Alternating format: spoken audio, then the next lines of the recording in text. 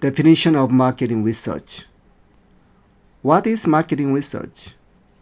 According to Professor Malhotra, marketing research is the systematic and objective identification, collection, analysis, dissemination, and use of information for the purpose of improving decision-making related to the identification and solution of problems and opportunities in marketing. This is a pretty comprehensive definition, but this is rather long. I don't expect you to memorize this. All you need to do is to be able to paraphrase it in your own words. If I were to ask to shorten this definition, I would say marketing research is to critically evaluate situation, gather data, generate insights to help managers make an informed decision. Okay, this is not as comprehensive as the long version, but it is simple and I can restate this anytime, anywhere without having to memorize it. So try to internalize it in your own unique way. If that's hard at this point since you didn't learn much about it, that's okay. Simply understand the definition and just move on. Classification of marketing research. In the next several slides, we'll try to classify marketing research. There are two types of marketing research: problem identification research and problem-solving research. Problem identification research is the research undertaken to help identify problems which are not necessarily apparent on the surface and yet exist or are likely to arise in the future.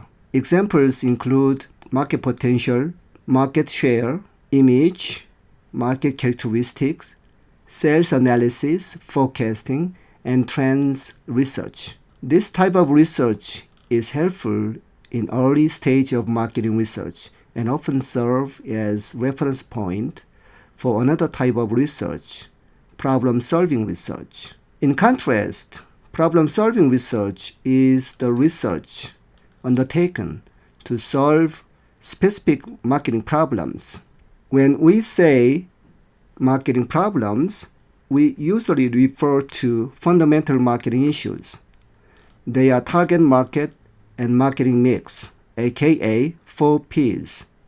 So problem-solving research revolves around segmentation, product, pricing, promotion, and distribution.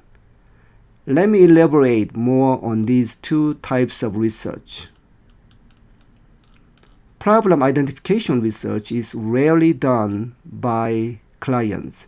Rather, it is often conducted by syndicated secondary data providers who then make the research available to a multitude of clients in return for some fees.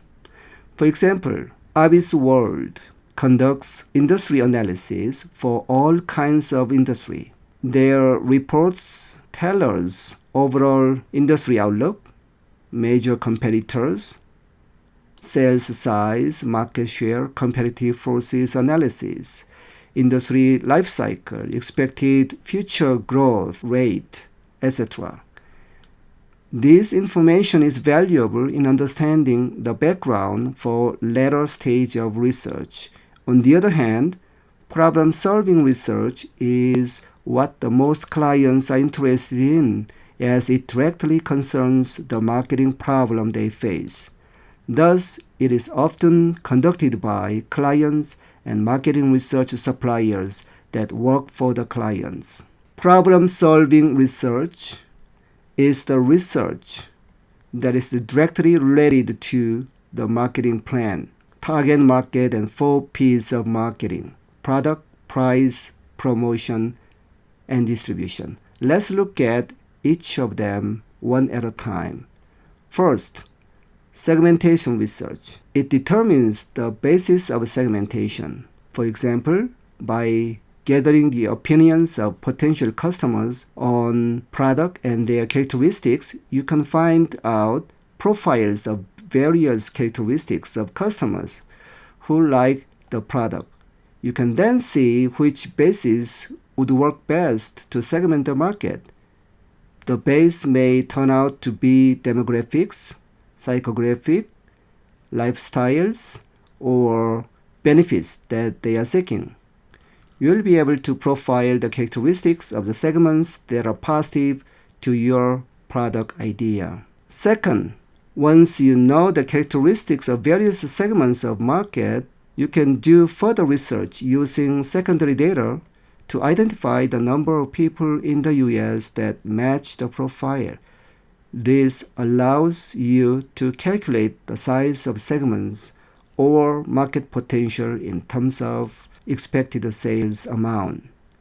Third, if you ask the right questions in the survey, you can pinpoint the segments that would best respond to your marketing. Combining all those aforementioned information, you can determine the segment that you should pursue, that is target market. Similarly, you can do product research.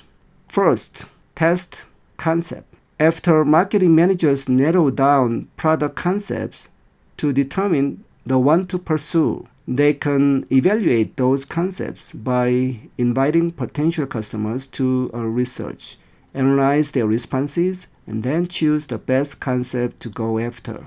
Second, marketers can also determine the best product design or the package by seeking opinions of potential customers. Third, marketers can determine whether or not product modification should be done and how it should be modified.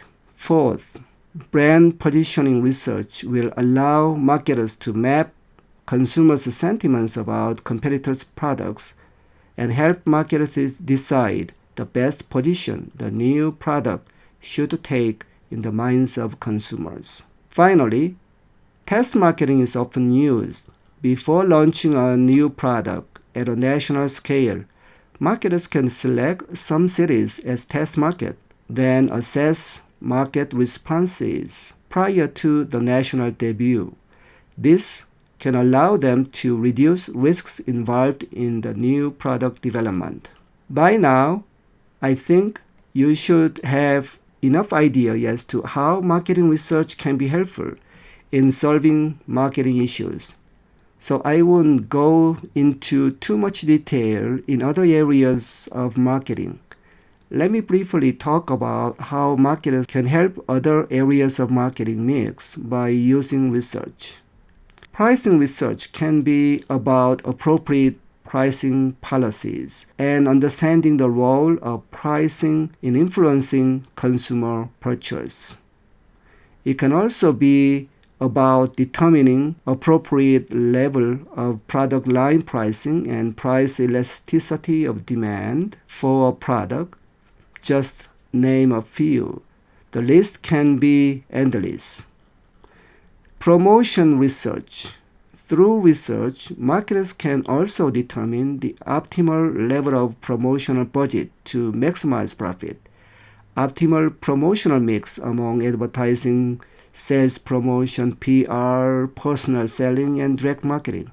Again, these are just some of the possibilities, and the list can go on and on. The last in the list of problem-solving research is distribution research.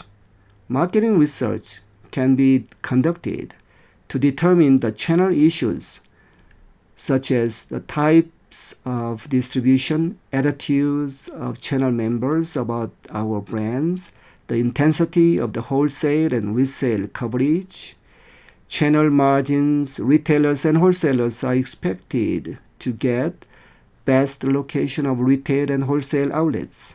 In the previous couple of slides, we talked about the two types of marketing research: problem identification research and problem-solving research. You should be able to explain how they are different and give some examples of each type of research.